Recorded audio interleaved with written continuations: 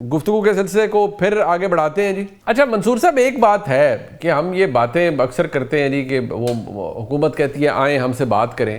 یہ بات آپ کو بھی پتہ ہے، بلکہ ہم سب کو پتہ ہے کہ حکومت کے پاس تحریک انصاف کو دینے کے لیے کیا ہے. کوئی ایسی لیوریج، کوئی ایسی کنسیشن جو حکومت تحریک انصاف کو دے سکتی ہے، کیونکہ تحریک انصاف کا مقصد ایک ہے کہ ہمیں خان صاحب کی رہائی کروائیں، خان صاحب کے کیسز کے حوالے سے معاملات ٹھیک ہوں، رسائی کے ایشوز نہیں ہوتے. تو جب حکومت منیمم بھی نہیں دے سکتی تو پھر واٹ از دیر ہے کیا حکومت کے پاس بھی آفر کرنے کے لیے پی ٹی آئی کے لیے؟ دیکھیے میرے خیال میں دونوں کے پاس ہر موقع کے اوپر کچھ نہ کچھ دینے کے لیے ہوتا ہے. یہ پالیٹکس جو ہوتی ہے نا، وہ کسی ریجڈ فارم کا نام نہیں ہے کہ جناب یہ ایک سیٹ اپ بن گیا، یہ ہمیشہ کے لیے ریجڈ ہے. کوئی میرے خیال میں پاکستان کی تاریخ اٹھا کے دیکھ لیں، کوئی نظام جو ہے وہ کبھی بھی ریجڈیٹی کے ساتھ نہیں چلتا. یہ ایک بڑا فلوئڈ نظام ہوتا ہے جس میں کبھی کوئی سائڈ جو ہے وہ سبقت لے کے جاتی ہے، کبھی کوئی سائڈ جو ہے اس کا پلڑا بھاری ہو جاتا ہے. سو میرا خیال میں جو ایک عقل مند شخص ہوتا ہے وہ جب ایک پوزیشن آف اسٹرینتھ کے اوپر ہو، اس کو چاہیے ڈیل تب کرے، رادر دین کہ کل کو پھر ٹائم جو ہے وہ چینج ہو جائے اور اس کے بعد آپ کو ایکچولی ایک بری ڈیل ملے.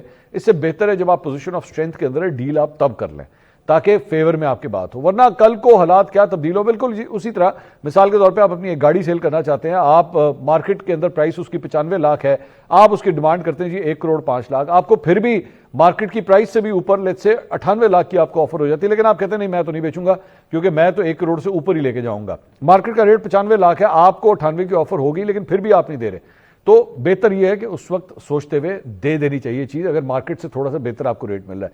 کیونکہ کل کو یہ نہ ہو کہ ابھی تو آج مارکیٹ 95 پہ ہے، کل کو 90 پہ چلی گئی تو آپ کو 95 بھی کسی نے نہیں دینا. سو اس کا جج کرنا جو ہے نا، اصل مہارت اس بات کی ہوتی ہے. سو میرے خیال میں اگر آج حکومت کا پلڑا بھاری ہے، عمران خان صاحب یا ان کی جماعت جو ہے وہ ایک پوزیشن آف ویکنیس کے اندر ہیں، تو اس موقع کے اوپر کوئی نہ کوئی ڈیل کر لینی چاہیے. یہ نہ ہو کہ کل کو ٹائم چینج ہو جائے، حکومت ویکنیس پہ چلی جائے اور عمران خان صاحب کا پلڑا جو ہے بھاری ہو جائے تو پتہ لگے پھر جو ہے وہ ڈیل جو بھی ہو وہ موجودہ حکمرانوں کے خلاف جائے. مدد صاحب آپ اس کے حوالے سے سر کیا کہیں گے؟ اصل چیز یہ کہ جو مذاکرات اپوزیشن نے تو پیشکش کی ہوئی ہے، مذاکرات کی جو تحریک تحفظ آئین ہے انہوں نے پیشکش کی ہوئی ہے. اب یہ گورنمنٹ کے پر منحصر ہے کہ وہ اس پیشکش کو ماضی میں گورنمنٹ نے بھی کی تھی، اس وقت اپوزیشن نے ایک ہارڈ لائن لے لی تھی. اب اپوزیشن نے یہ کہا ہے کہ ہم مذاکرات کے لیے تیار ہیں، تو کوئی میٹنگ پوائنٹ جو ہے وہ بظاہر ابھی بنتا نظر نہیں آ رہا. اور میٹنگ پوائنٹ یہی ہو سکتا ہے کہ آئیں بات چیت کریں، آپ اپنا پوائنٹ آف ویو رکھیں، ہم اپنا پوائنٹ آف ویو رکھتے ہیں. اگر کوئی میٹنگ پوائنٹ بن سکتا ہے، کوئی ٹاکنگ پوائنٹ بن سکتا ہے تو بات آگے بڑھائی جائے، ورنہ دونوں ہاتھ میں لائیں اور اپنے اپنے گھر جائیں. دیکھنا یہ کہ گورنمنٹ کی طرف سے کیا انیشیٹو لیا گیا ہے. ابھی لگتا ہے کہ ہارڈ پوزیشنز ہیں، ابھی لگتا ہے کہ کہیں لچک نہیں دکھائی گئی. ابھی یہ نظر آتا ہے کہ نہ پی ٹی آئی کچھ بات ماننے کو تیار ہے، نہ گورنمنٹ کچھ آفر کرنے کو. تو ایسے میں تو ایک ہم کہہ سکتے ہیں کہ ایک اسٹیٹس کو والی سچویشن ہے، ایک ڈیڈ لاک برقرار ہے کافی عرصے سے. کوئی بریک تھرو اس صورت میں ہوتا ہے کہ کوئی اچھا میڈیٹر سامنے ہو. ابھی تک کوئی ایسا میڈیٹر سامنے نہیں آیا ہے. تو مجھے لگتا ہے کہ یہ سچویشن جو ہے وہ اسی طرح رہے گی. نہ اپوزیشن کوئی پریشر بنا پا رہی ہے، نہ حکومت کسی دباؤ میں نظر آ رہی ہے. تو اگر ایسا رہا تو پھر تحریک انصاف یا بانی پی ٹی آئی کی جیل کی مدت جو ہے وہ بڑھتی چلی جائے گی. مزمل بھائی آپ ایگری کرتے ہیں جو بات یہاں پر ہوئی، یا آپ کا نقطہ نظر اس سے بالکل فرق ہے؟ حکومت اور اپوزیشن کے کیا مذاکرات ہو سکتے ہیں؟ حکومت اور اپوزیشن کے درمیان بہت سے باتیں ہیں جن پر مذاکرات ہو سکتے ہیں.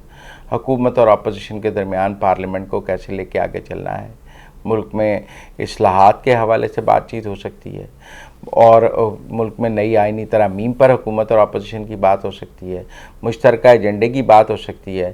حکومت اور اپوزیشن کے درمیان کسی نئے چارٹر آف ڈیموکریسی کی بات ہو سکتی ہے جس پر اپوزیشن اور حکومت مل کر نئے چارٹر آف اکانومی کی بات ہو سکتی ہے. ملک میں انتخابی اصلاحات پر بات ہو سکتی ہے.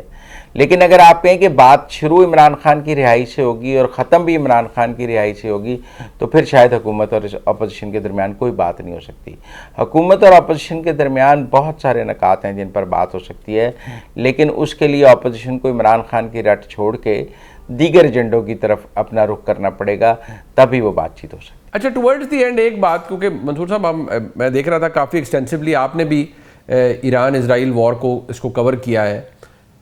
اور کنسیڈرنگ کہ ہماری جو پوزیشن ہے پاکستان نے ڈپلومیٹکلی بہت زیادہ سکسیسز پاکستان کو ملی ہیں الحمدللہ پچھلے 1-1.5 سال کے اندر, آپ کو لگتا ہے کہ even in the middle of this crisis Pakistan کی پوزیشن بڑی ویل مینٹینڈ اور بڑی ویل تھاٹ آؤٹ رہی ہے, اس لیے کیونکہ ہمارا تعلق ایران سے بھی بہترین رہا ہے, ہمارا تعلق سعودی عربیہ کے ساتھ ہمارا ایک میوچل ڈیفنس ایگریمنٹ ہے, بہت زبردست تعلق وہاں پر رہا ہے, اور جو یہاں اس معاملے میں جو اوبویسلی ایک اگریسو پارٹی ہے جو اٹیک کر رہی ہے امریکہ, اس کے ساتھ بھی پاکستان کے ڈپلومیٹک تعلقات میں بڑی بہتری آئی ہے. سو آپ کو لگتا ہے کہ ہماری اوور آل فارن پالیسی یا diplomacy it has paid of?